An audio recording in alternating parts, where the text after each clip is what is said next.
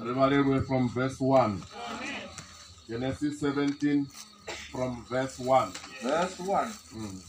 Misi Abraham onovana mimoya mhui matano na mana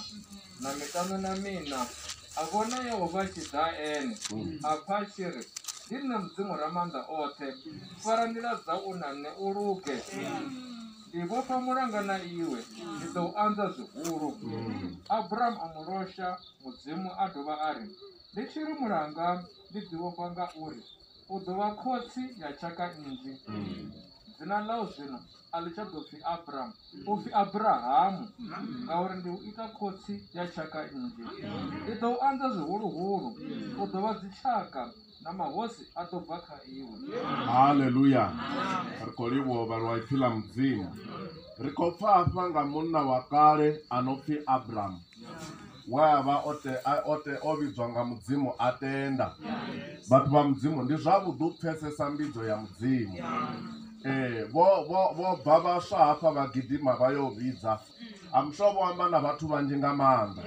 mara mudzimu ovatendela uri vone vasvike. Chamba ipfindila mudzimu upfi auna anoda kotsi arali auna anoda kha Jesu arali kotsi asongoto mukokodza. Mudzimu oto vakokodza uri vade vadzule vapfe ipfi. Ati zvidiva zvori tiri panda ndi mini. Haleluya. Zvino mudzimu achiuvidza mutu washu tenda mbidzo ya mudzimu. Tenda uvidzwa nga mudzimu. Vadi vafunzi vanji vagidima vachiri rina mbidzo. Mbidzo ya vukuma ndine yavidza iwe wodzula hanepo. Ichiri ubve kha shango la hau uye kha shango line mudzimu ado usumbedza. Kufana nawo munna anopfi Abrahamu watenda mudzimu. Haleluya. Misi Abrahamu onova wa mimwaha ya mahumi matano na mana na mitano na mina 99 years. Zvazofanela uri khamusi agive up kana alate fulufhelo uri mudzimu ane akombidza ndisadivi na une ndakhoya hone ndi khwine rine ndi ḓihumele ndi yovhadza midzimu ya khotsi yanga ngauri u khou vhidzwa hawe ho pfumiwa nga maanḓa hu na tshiṅwe na tshiṅwe. A zwi fani na zwino zwine rine ri khou vhidzwa ri zwisiwana u sina tshithu. Ndi ngazwo muimbi a tshiri hu no nṋe tshisiwana ndi kha ḓi ḓo lengana ndi wa tshika murena nṱanzwe ndi na nḓala nkanzwe. Haleluya. Abrahamu o tenda mudzimu nawo zwo ralo atenda u sia ngauri tshikristo ndi u sia.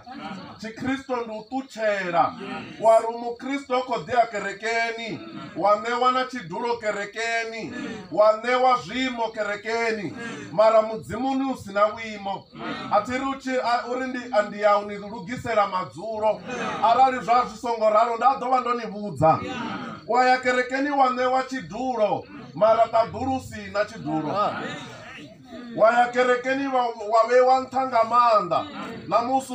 sevisi yo rali tshi dzhena ri si u vhone hafha vhukati yashu ra tou vhona u tshi vho ḓa ipfhi ḽa mudzimu nahone u khou itelwa guard of honor mara guard of honor ya muya mukhethwa no vha hone i siho hu tshi khou sokou ḓa muthu phepho. Ndi zwa vhashangoni hezwo. Ndi zwa vhathu vha fhano ḽifhasini zwi a fhela rine ariyo khazwo ndi ngazwo sina tshikotikoti tshi no khou ṱoḓa tshelede. Haleluya. Tshine ra khou ṱoḓa ndi mbilu. Vhone vha tenda mudzimu o pfuma upfi muthu muthihi fhedzi a hangola zwivhi hangei ṱaḓulu vuwa khuwa nga maanḓa. Haleluya. Vha tenda mudzimu khotsi yanga. Vho tenda mudzimu wa kale na kale. Mudzimu ano fhira midzimu yashu. Haleluya. Ndi ngani vhathu vha sa ṱalukanyi ndi lini ri tshi rerela midzimu ya hashu i sa ri thusi na ri tshi ya dziṅangani.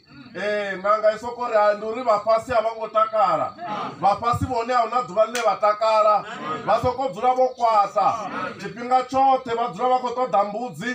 Vhafhasi vhone vha ṱoḓa mahalwa. Ri khou amba nga mudzimu a sa ṱoḓi halwa a sa phaseliwi ano rabelwa nga magona. Fana naho munna ano pfi Abrahamu upfi o gwada malosha. Haleluya. Athu songo mangala tshumele tshifhela ra gwadama rikwedza kurabhele kwakale kwevakale varabhela mudzimu ngako arirabheli ropanga zvanda chikwamani ngauri ndorani nakotsi yanga tiyambi navo ndopanga zvanda chikwamani zvino mudzimu watadhuru ndiyamba hani naye ndopanga zvanda chikwamani ndiyamba hani naye ndichimonamona ndina pride asi kone kurabhele vazvo vakale vorabhela vachirosha vachirira namitodzi mungana jesu egetsemanolira mitodzi uti mitodzi yawe yauya yanga maropa mbilu ifaniro kwasheya hii ararukadzi vana mbilu yatombo autudhiva vurabheli varabheli vukuma varabhela vachirera mudzimu uri mudzimu wanga zvivi zvine ndava nazvo murena kangwere zvivi zvanga ndingazvo mumwe mingu achiri yeso ndova ndo uya hata one iwe wompera nida zino nono so kangwere buchinyiha anga kangwere buchinyiha achisa pandori zvivi zvanga zviyanchonisa ngamana zvivi zviyashonisa vakotsi yanga ndingazomwochiya wabva uchipana mare wari hatichadhodhova mara machero wadzidhova wavuyerera ngauri anoubvisa zvivini ndi murena anouhangwera zvivi ndi jesu ari hangwerwi ngavafunzi mufunzi yobharerwa ngachivi angadovabvisa chiviri bhibhiri yanga ichiyamba kaJobo 14 verse 4 iri wachika ubvisa asi wachika ubva hani kawachika ara ndikochumela ndikola zvivi ndikolavero rivone vadobva zvivini hani zvihusongobva ndinauthoma riamba zvinorava na vutanzi nazvo robva zvivini vokotsi yanga nauri vaswa rorari robva zvivini mufemo wa zvivini utoda rutoditsini robviswa zvivini ngamaropa jesu ndingazvo nangwe vangatodana chigidhi zvoruga denda riyazvidiva zori rufundi dhambuwo ndingazvo voStefano vokandwa ngamatombo upi vazvitakarera vatanga ngauri mbiru dzadzo noshayiwa ngamaropa haleluya ndihayo maropa ane avasvaya kotsi yanga vadobva vachiri ngave ndichifa zvino mani ngave ndichiovona mudzimu zvino hoyo Abhurahamu ane rakomamba richivumba range kavaheveru upi zvothe vozvinyadza vofa vonoraverera mudhure panda vavasicharavera zvapano shangoni patutedzo ine rako ivaravoivona mara vavona zvimwe zviri kure ndezvo zvine rako rirera zvone vokotsi yanga usiku namasiyari rodigana uri ridochimbira hote une ratodwa ridoya uri riambe ngaho muvuso ngahoyu mudhu uri panda mudhu usingopatiwa nga zvanda zva muthu mudhu wopatiwa nga mudzimu haleluya mara uri usvike kawo mwana miyanga faniro tomotenda maipyani mweya wavo ujeni bhokisini hayi vadovurungwa nama he nomboro njinji neko variwa yorovonga covid hauna muya wojena bhokisini ujena nama vofa vanna vasiya dzigoroyi vofa vanna vasiya dzicherede mara muya ukovuvura uri mara chumero noipfa mashamba rova valelwa raiswa kalevheli 1 uri muya wavo uchire kotsi yanga uri muya wavo uchire miyanga vone vatamba nga chipinga vari ndizvo vatu venela kereke none harichumerwi nga vatukana hayi miyanga ndikotovahumbera mudzimu wavaneya chansi chedzi1000 na dzi1000 dzavamwe dzisichiwane vanji vobva vachiyazibhadhera vachiri ridovuya richirugisa zva business ndidovuya ndichiisa panda na ndu yanga ndidovuya ndichiisa panda na mufarekano mara zvaperera nepo vokotsi yanga mudzimu wavaneya chansingano madekwana songomuramba jesu ungaramba vafarekano vanji ungaramba mashaka mara musi jesu akouvidza ngahendira khaladzi yanga songomuramba tenda namusuri zvinosara zviyasara midhipo yashango yasara zvivi ndiyasiya nditevera ava vatu ndivone zvori ridosviperera gai haleluya usimurambe usimulambe ye usimulambe usongo muhangwa khona niyabudindi Yesu iwe usongo mu uchibuyelela bufarekano ni hau uchibuyelela bupongweni hau udozvita mwana miyanga ipfiheli lohunga mukuro ndichiubudzori mara wobudziwa uri hendira yewaifara hei kouisa hereni udoita zvivi ukolira mwana miyanga ipfiheli lohaka mukuro ukotodijera tamba wadinemberedza ndingani vatu vachihana Yesu marala naro temba mini arongogidhima nanganga zoringana ndizvipiyo zvashango zvine zvadhipa kupira mudhipo uyu waJesu. Hallelujah. Abrahamu kovidzwana 99 years. Abrahamu tonga ndevona kara ichibva ichilaveleso rinandi nyanokombidzana upfi avona mudzimu. Hallelujah. Ronopfa vutanzi avakeguru vanji vevavona mudzimu kaya neivhangeriyo nyadzeongorari vahone vonolivonawo litadhuru vadu nidosengiswa nanga vakeguru vasakoni uvara asakoni nomwala dzina lawe mara litadhuru lavureya kamwe mkeguru odzura nepamashamba. Haleluya. Vahone vonotuwawo vonovawo panda vanere zvidiva zvori vokora vosvika kauya muti narineringa murauri kotevera. Haleluya. Mudzimu Abrahamu avona mudzimu. Haleluya. Upene apachiri ndine mudzimu ramanda ote farandira dzau unane uruge ndine mudzimu ramanda ote ukotoma ngoti introduce Abrahamu uri azvipfe zvouri akorabhera chipopai ukorabhera mudzimu ramanda ote evasva ararangadhivawo mudzimu ane rako murabhera ndianivudza ringaudza mvulo risine upfi Eliya vai mutu wa mbilu sarine mara avudza dhuvo rikalime laima avudza mvulo rikaine yana kwambanga mudzimu ane ramudhiva ma rarabhera uyaripfa ramuvudza uyaripfa una chine rakoda uyaripfa riyakaya ngatabhero Daniel wambana enga tabhero ajeniswa dhangani la zindawo vokotsianga zindawo dzapfa mufemo wamuna oza zvipori asimuna kwaye hoimani asimuna pepo ni muna rina mudzimu wamashudu ndi avo vane Yehova va mudzimu wavo lulo rushaka rwa runanga uri dova ifalanga vodzula mudhini wavo mudzimu ari ifalanga kheli vodzula mudhini wavo mwana miyanga hanepo une kamusikotsi yao ndichidhakwa mara mudzimu wavo necherachedza ari ifalanga kheli chivwanga macheroni ari ifalanga ngamasiari ari ifalanga kheli mufumakadzi ungatakuwo mufumakadzi musva mufumakadzi asichasemawo munna mufumakadzi anodojenisa mulalo mudhini wawe. Haleluya. Uri achivudza Korineliyo Petro uri niyazvidiva zva Yesu Kristu weahanererwa kalote la Israeri uchihanererwa vudhya mulalo wodhisonga Yesu Kristu amashambo odhisa mulalo. Haleluya. Vatu havana mulalo asi dzone dzidivhoso nga lockdown ngauri zvipiri zvikotoma tsaga ikobvudha zvote zvikobvera kagara vanna navafumakadzi vakoya vachidhivhosana masiyari nausiku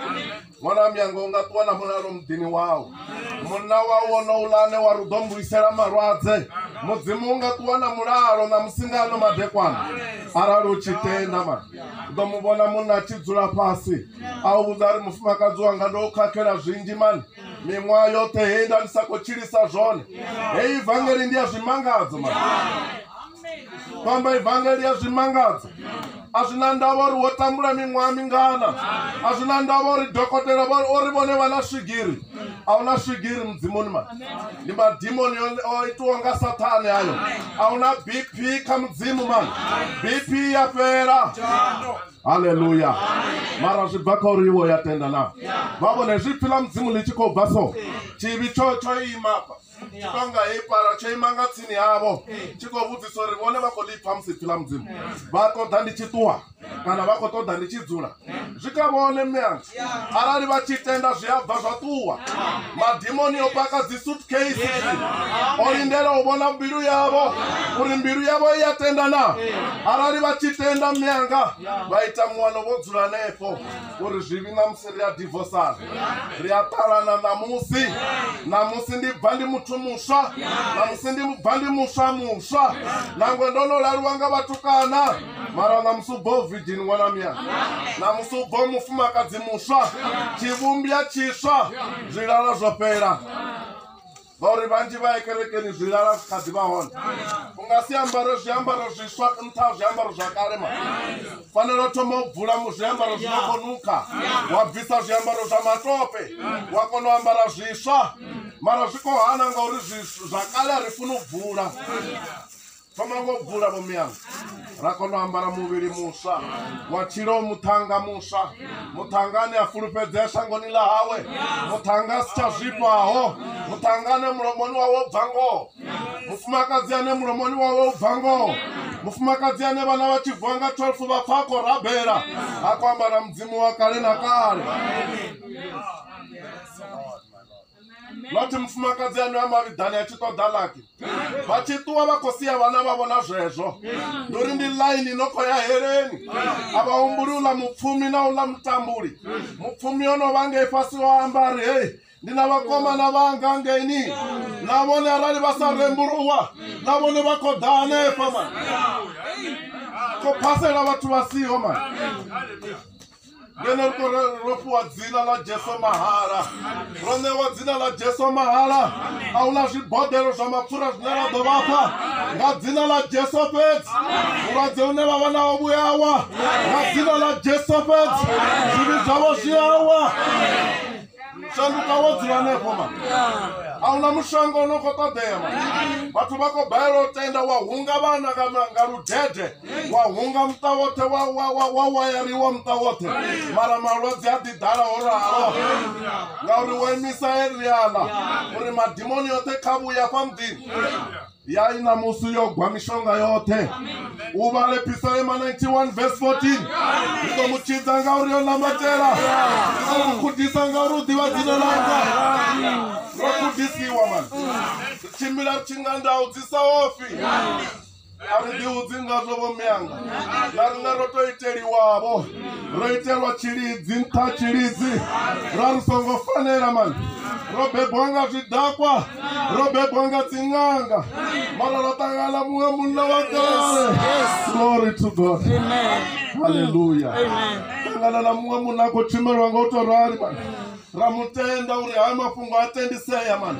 arali nda nga tenda ndo atenda haya mafhungo ndi kha ḓivha mutukana muṱuku mani mudzimu wa ndela kha heyi vangeli yo swika zwino na nṋe ndi tshi khou vha vhudzavho isimanga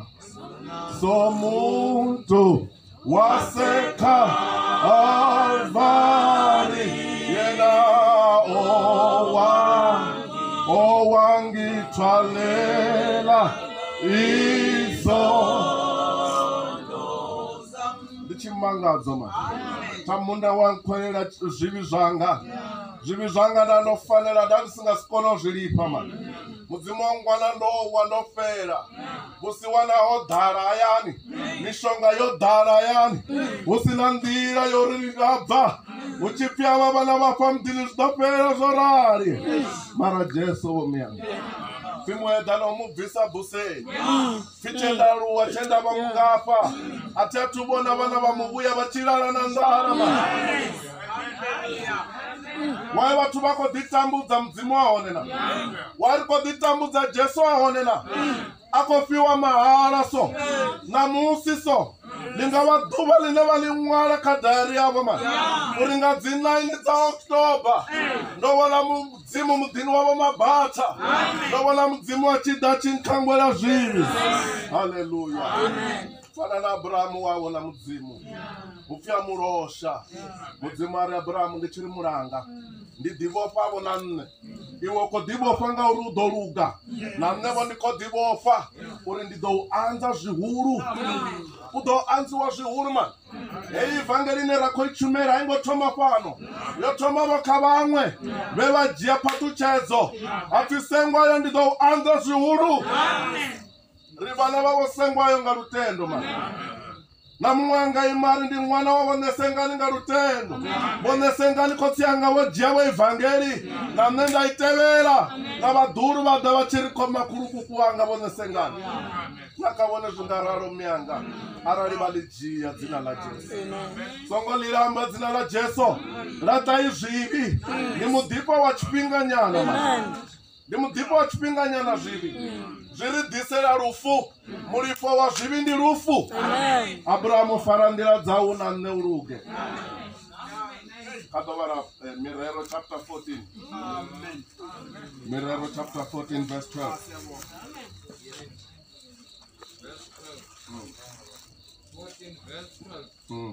Verse 12. Amen. Huna nḓila ine muthu ari yo luga ngei phanḓa ya yovha ya lufu huna nḓila ine wa i fara wa ri yo luga mara ngei phanḓa i khou vhaisa lufuni miyanga wa ḓi ya kerekeni wa ri haleluya mara vhafunzi vha mufarekano wavho wa ḓi ya kerekeni wa ri haleluya mara mazwifhi yo ḓadza mulomo munna wa u tou zwi ḓivha zwa uri mufumakadzi wanga o ya zwifha mara ngei kerekeni ndi vhafumakadzi vha mirabelo huna nḓila ine wa ri muthu a ri yo luga mara ngei phanḓa ndi ya lufu zwino Abrahamu fara nḓila dzau u na nṋe songo fara nḓila dzau na vhafunzi man vhafunzi a vha na ḽiṱaḓulu fara nḓila dzau na mudzimu namusi wo ya Cape Town namusi wo ya Cairo u na mudzimu ṅwana miyanga u nga vi na ndavha uri afho u na nnyi tenda iwe wa vha na mudzimu ni vhavhili wa fulufhedzea phanḓa ha mudzimu ni vhavhili noti tshikristo tsha sondaha ri tshi bva kerekeni tsho fhela ḓo dovha wa tshi ambara nga futhi nga sondaha u rabela fhedzi nga sondaha musumbulo u swika ḽavhuṱanu u imba dzinyimbo dza shango u dzhena kha zwa shango u khou ḽiwa magaraṱani afha tshelede ya vhana yo rengela zwiambaro i ḽiwa magaraṱani namusi u nga shanduka mani namusi u khou bva vhathu vhaswa ḽiṱaḓulu ḽo ingamela ngano madekwana vhomuyani huna dzi suitcase dza ṱaḓulu ho fariwa phaṱhutshedzo yavho ho fariwa phaṱhutshedzo yavho vhaḓi vha tonga ndi avha vhona vharuṅwa mani vha tshi ri baba ro lindela vho mugede vha tshi tenda uri ri vha ṋee phaṱhutshedzo ro lindela vho mugede vha tshi tenda uri ri vha ṋee phaṱhutshedzo vhaḓi vha mudzimu na phaṱhutshedzo mani upfi arali wa nga tevhedza ya mafhungo u ḓo vha wa mashudu u tshi ṱiwa nga vhakomana vawe a zwi na ndavha uri vho ni laṱa nga nṱhani ya ivangeli songo vha na ndavha nazwo nangwe mashaka ni laṱe nga nṱhani ya ivangeli ngauri heyi nḓila wa dzhena khayo u ḓo vha muvhengwa kha shango vha ḓo ri ndi mini vha tshi rabela vha tshi lila wo rwiwa nga nnyi mara muthu a u litsha afha mufarekano u lila nga maanḓa mara u khou baela u lilela mudzimu mani ndi ngani ri tshi baela u lilela mudzimu mara zwa shango ri a zwi lilela u wane munna a khou tou lilela mufumakadzi wa muṅwe hodelani ma a bvisa na miṱodzi a sa shoni mara ri tshi ri kha ri gwadame ri rabele ri lilele mudzimu vhathu vha vhona zwi zwa fhasi ma ri gwadama ra mu lilela nga miṱodzi ra mu tevhulela zwi re mbiluni uri mudzimu wanga ndo bebwa ndi wa zwivhi u fana na Davida a tshi ri ndo bebwa ndi wa zwivhi na mmengo nṱanganedzela zwivhili zwine wo takalela mbilu i fulufhedzeaho ova khou amba zwone mudzimu u takalela mbilu i fulufhedzeaho mbilu i sina tshimbevha ma mbilu ine ya takadza mudzimu ndi mbilu i sa iti zwivhi na takadza mufunzi wa imba nga maanḓa mara mudzimu a tshi u vhona a tshi vhona rubbish a tshi u vhona a tshi vhona doti u tshi imba na dzina ḽawo tshi khou mu ṋengisa mara u nga bvo muthu muswa mani vhaḓi wo tshi imba dzina ḽa Jesu glory to God u tshi imba dzina ḽa Jesu muḓini wa mudzimu wa dala vhaḓi vhaṅwe mukegulu vha ri ro imba dzina ḽa Jesu mukegulu wa mukhethwa wa tshimbila lwendolu upfi o lala muḓini wawe a si tsha kona u amba ha imbiwa dzina ḽa Jesu upfi a vhonala vhaṱaḓulu vha tshi swika mani ngauri wo lala mukololo wa tadusi mukegulu fomu ya wa mudzimu wa dala vangaimba dzina la Jesu nyimele yashanduka mudzimu wavo havonala muya mukhethwa vamwe mukegulu vari ndoruwa na vukhethwa ndavi ndichikaya ndisokuona plate dziri vukhethwa dzitispuni dzisokori vukhethwa zviko dhala chika ngauri auna Jesu mara hava na Jesu urugisa zvote ukunakisa zvote na mudhini wa hone hava hukhethwa une varumwa upfiolaya varumwa uri vaurinde dzindirani dzavo dzote worari umudhi worariso neria zvidiva zvori una varumwa vorindawa mamudhi wa mabataka vazvidiva zvori una marumwa vorindawa mara uchitodova tata yaudya mushonga ndovavona vatadhuru vachituwa mara wafurupedzea panda mudzimu wafarandira yauna mudzimu waruga vadoulinda varoi vatozamanga ndira dzote vadobhalelwa vadolingedza zvote vati vavabhebhi vatambudzana vana mani waudza vanori usongo vuyayani ngori nonova yunivhesiti vadonirowa vachirowa mini una uyu mudzimu uyu chimbira usina nyofo mani davitori yehovha ndimurisa wanga asingashayi chitu nao ndichichimbira govani la dhuzi la rufu nao varoi vangalaina hote apa ndiaudza namusingano madhekwana arari auna mutangano unoitwa ngavaroi pano amashamba namusi aungavione ngauri kwambiwa dzina la Jesu zvote zviabhirika ambiwa dzina la Jesu zvote zviaima voko ndovona vatunoteno dhawa apa nidoedhera zvavudi magwita wavo uchiapa uchadoapa ngauri wopa dzina la Jesu dzina linodhipa dzindeveni dzavamutenda vanhu vavamutenda vadolipa dzina lone lichidhipa udoruwoto masimuni wasokotomoshula vitodzi wamangaro rina ukuetiaminina ngori dzina laone liadhipa mana haleluya karipedzise apa karipedzise chimwe apa kapo Genesis 28 Genesis 28 I read from verse 10. Verse 10. Yes. Yakobo ene atuwa ofarandira yauya Harani asvika fhethu humwe alala hone ngauri ḓuvha ḽova ḽo no kovhela a dzhia tombo ḽa henefho a ḽi siamela edela a ḽora a vhona vhunamelo ho ima fhasi ṱhodzi yau i tshi swika makoleni varumwa vha mudzimu vha tshi tsa vha tshi gonya khaho a vhona mudzimu o ima ṱaḓulu a pfa a tshi ri ndi nṋe Yehova mudzimu wa khotsi awo Aburahamu na mudzimu wa Isaka shango ḽe wa lala khaḽo ḓo ḽi ṋea iwe na vhana vhau haleluya muṅwe khoyu muḓulu wa Abrahama mwana wa Isaka Abrahamu o vha na Isaka Isaka a vha na Jakobo ndi lushaka lwa mudzimu kholuya mudzimu kho mudalela muthanga musi a tshi khou shavha mukomana wawe nge a vhona phanḓala a rengisa vhukomana nga tshidzimba muthanga a dzhia vhukomana a dzhia phaṱhutshedzo songo sedza uri wo ḓa na nnyi songo sedza uri vhonyi vha ḓo ri mini dzhia i phaṱhutshedzo ṅwana miyanga u ṱuwe nayo kha vhahau khoyu Yakobo hupfi a swika kha ḽiṅwe shango a ḽora a vhona vhunamelo ho ima fhasi ṱhodzi yawe i tshi swika makoleni varumwa va mudzimu va tshi tsa va tshi gonya yani vhudza vhanzhi vha ḓo vhona mudzimu wake vhanzhi vha ḓo mupfa a tshi amba arali u tshi tenda nga ngoho mbiluni ri tshi yo gwadama ri tshi rabela afha vhanzhi vha ḓo vha na vhuṱanzi hupfi muya mukhethwa ene muṋe u a ṋea vhuṱanzi dzimbiluni dzashu a thi ri ṱanziela uri ri vhana vha mudzimu muya mukhethwa u ḓo ṋea vhuṱanzi kha vhane vha tenda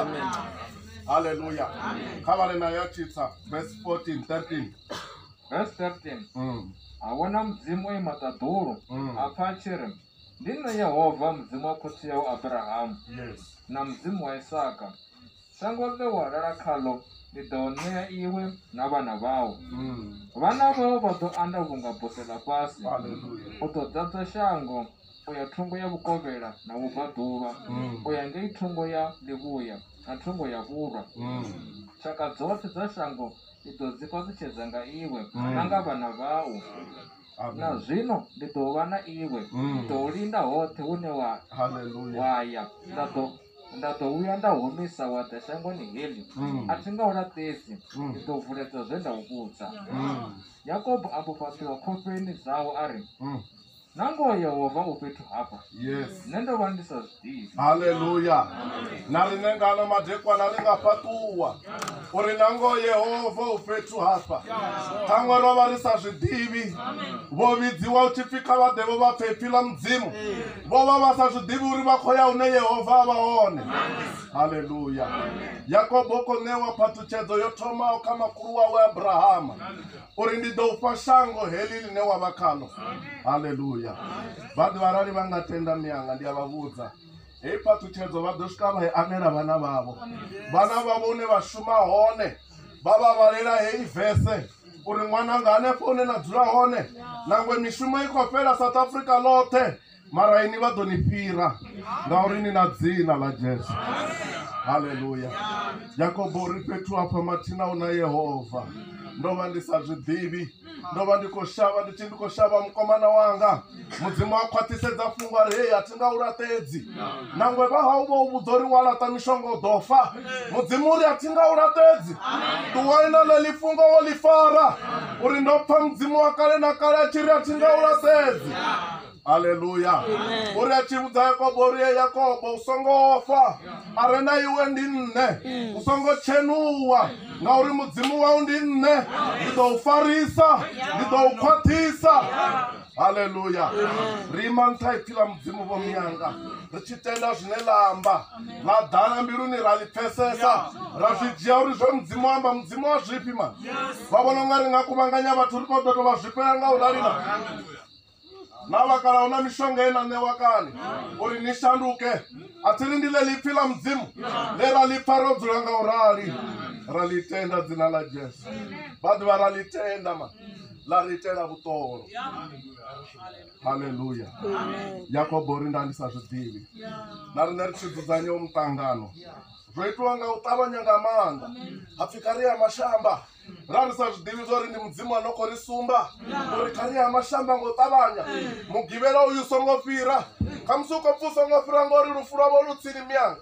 ngauri rorari una munamba 1 karine apa una mumwe anondotuwotoma mara mudzimu uri hei usongotuwa usongotenda dzina la Jesu.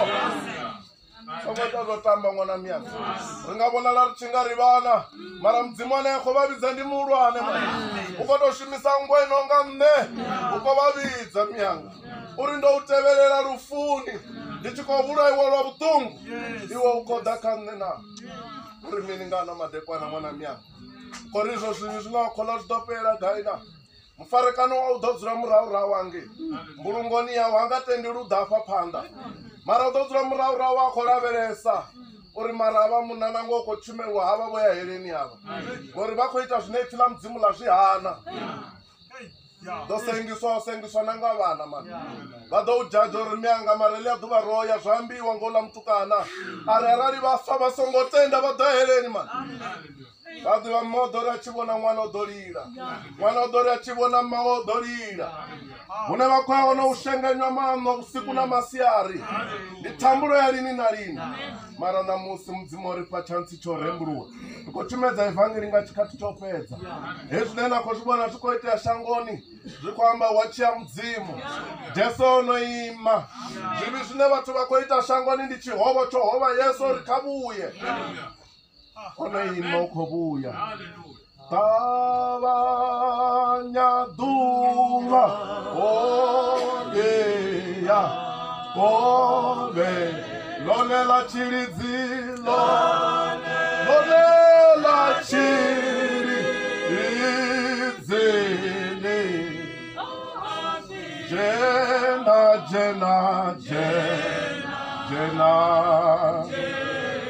jena